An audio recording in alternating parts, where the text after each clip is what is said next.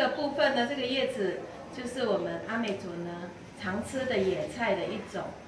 好，这个就叫什么咸丰草嘛哈。我们吃的部位就是这个就最嫩的地方，这个最嫩的地方这样子采，这样子采。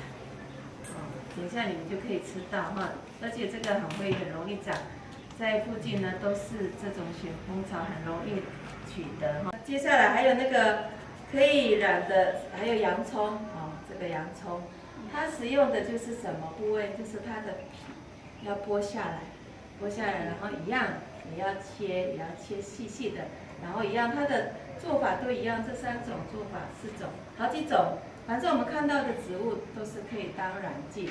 小火你不能大火，你大火呢，好香哦，会容易够饿，还会吸干。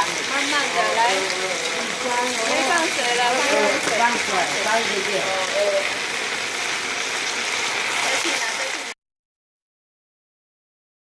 文心，我问你，我们要煮的时候，我们要把食材要怎么处理？然后呢，切细，切很细。那我们要煮几分钟30分钟。到多久？不够。40啊。40分钟，对。用压的就好了，对。你如果那个用打的，它会跑掉。用压的。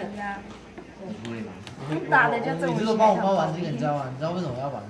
因为听那个声音很舒服，刚好。看会出来。闻起来好像青椒，我看我好想吃。这个老不炒青椒。闻起来好舒服洗干净了。这个辣味。你是要切丝哦哈。小心哦，哎，对，慢慢的，2片。要分2色，不能全部哦。所以其实你知道这其实不是折成2半。那个沙条的不要辣椒了。它是把上面这一段。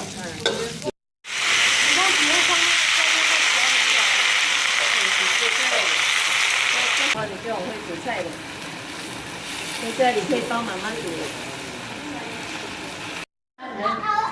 好，洗快！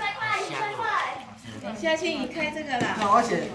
猪油多少钱？那你们剩下的再。